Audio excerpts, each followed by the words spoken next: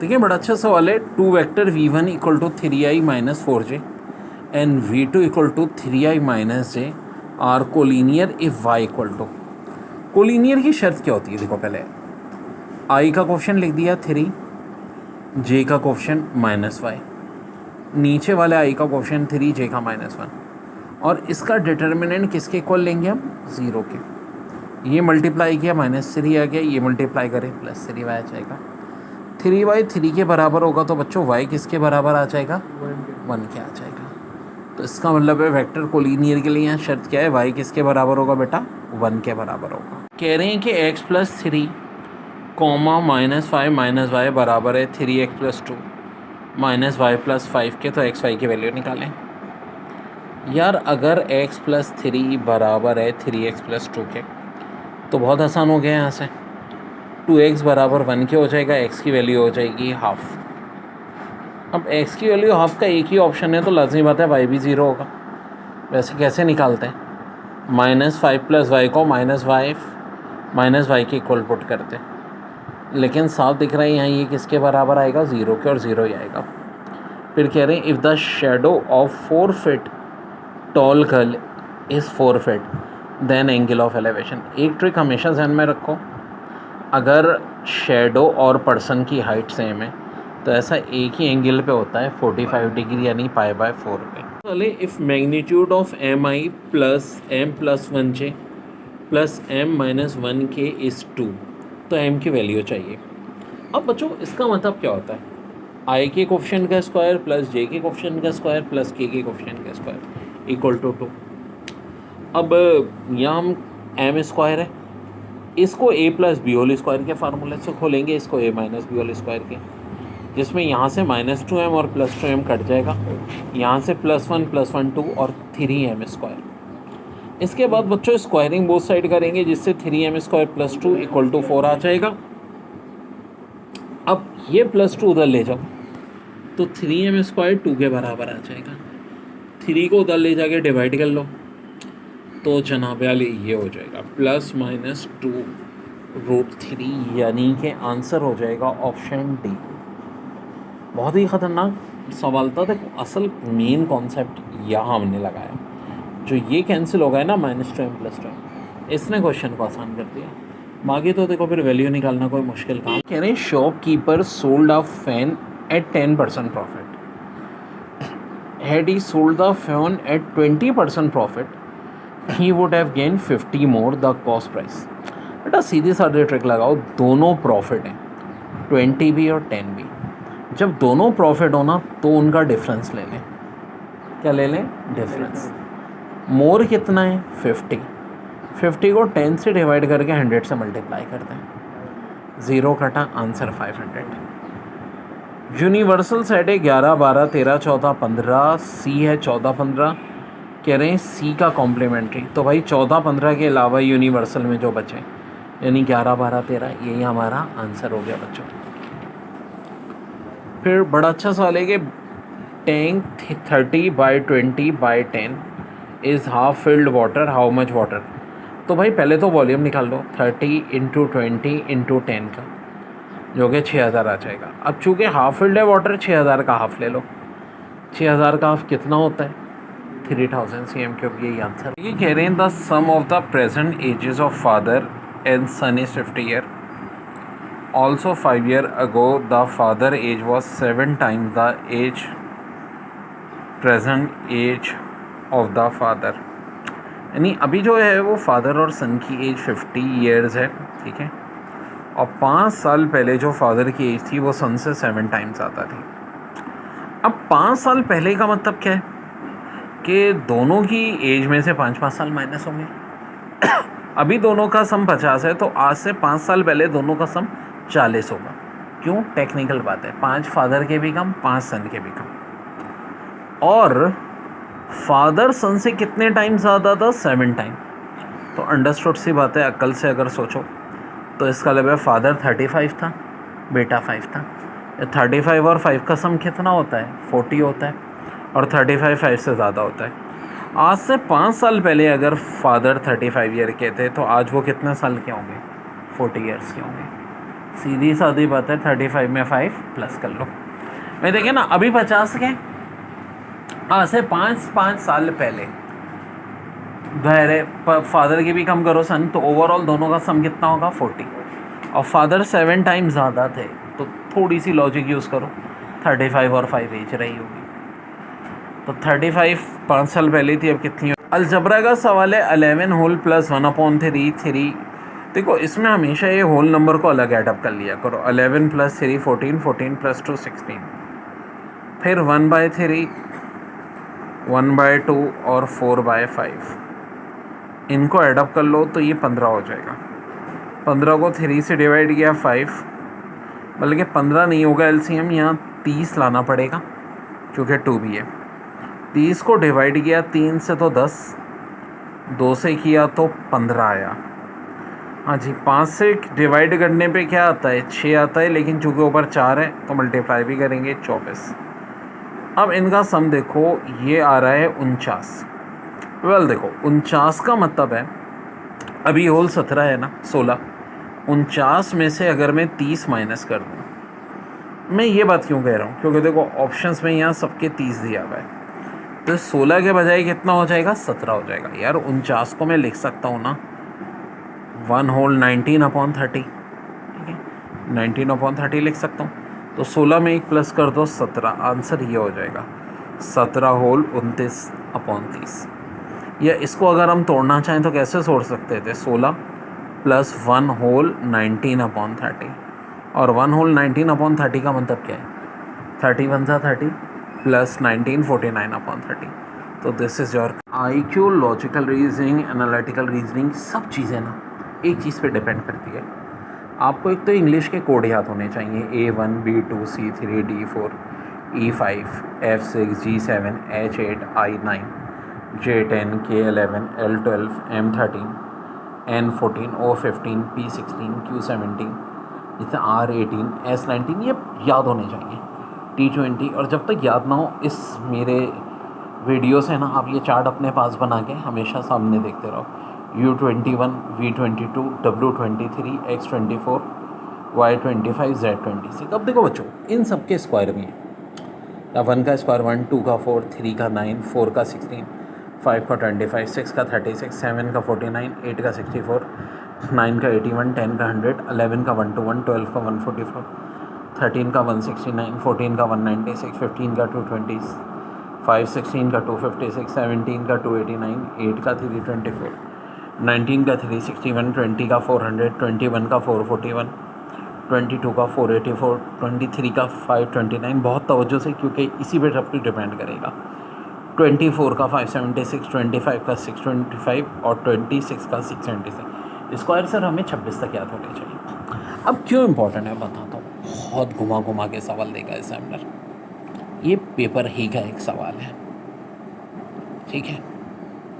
Examiner ने किया क्या था, एग्जामिनर ने यहाँ दिया था K, फिर दिया था N, फिर दिया था T, फिर दिया था W, यहाँ दिया था 121, यहाँ दिया था 196, यहाँ था 200, और यहाँ का आएगा पूछ रहा था। देखो K अल्फ़ाबेट में अगर देखो तो 11 है, 11 का स्क्वायर 121 इसके सामने। N अल्फ़ाबेट में क्या है 14, 14 का स्क्वायर 196 यहाँ सामने दिया हुआ है। T20 20 का स्क्वायर 200 यहाँ सामने दिया है। तो W भाई हमारे कोड वर्ड में क्या होता है 23, और 23 का स्क्वायर क्या होता है 529, तो यहाँ क्या आएगा 529। वेरी वेरी इंपॉर्टेंट बच्चों। इसी तरह देखो ये सवाल है Z26, फिर V दिया था, R दिया था, N दिया था, और अगला नंबर पूछ रहे हैं। अगर हमें कोड याद है कि भाई Z26 हो गया, V22, R18, N14, तो बच्चों देखो 4 नंबर कम हो रहे हैं, तो ये 26, ये 22, ये 18, ये 14, तो 10, यानी कि जे हमारे पास हो जाएगा। अब इसी तरह से यही ऐसे एक और चार्ट पेपर में इससे मिलता जुलता ही आया था। अच्छा याद रखो, इसमें आमतौर पर रिलेशन बिल्कुल सामने होती है, जब कोई इस तरह का सर्कल हो ना और ऐसे नंबर दिए हुए होते हैं, तो एक बात तो ये ध्यान में रखो कि ठीक है इसका रिडल यहाँ सामने होता है, इस तरह आमने सामने चल रहे होते हैं। जैसा कि अब देखो ये दिया था h और यहाँ था 512, यहाँ दिया था l 1728, यहाँ दिया था m 2197 और यहाँ था q और पूछा था क्या होगा। और से देखते हैं h 8 होता है भाई, 8 का स्क्वायर तो 64 होता है, क्यूब होता है 512, यानी अब क्या था क्यूब के रिलेशन है। l 12, तो क्या 12 का क्यूब 178 होता है, बिल्कुल होता है जी। m इंग्लिश में हमें पता है भाई 13 नहीं है, तो चार्ट में देखें, हाँ भाई 13 का क्यूब 2197, अरे परफेक्ट चल रहा है यार। आओ देखते हैं क्यू कोड में कितना है, 17 है जी, और 17 का क्यूब की बात हो रही है ना, तो 4913। क्यूब बच्चों बस 21 तक के याद होने चाहिए, इससे ज़्यादा की ज़रूरत नहीं है, बाकी सारे मेरे मैजिक से हो जाएंगे। तो भाई ये तो बड़े काम की बात आ गई।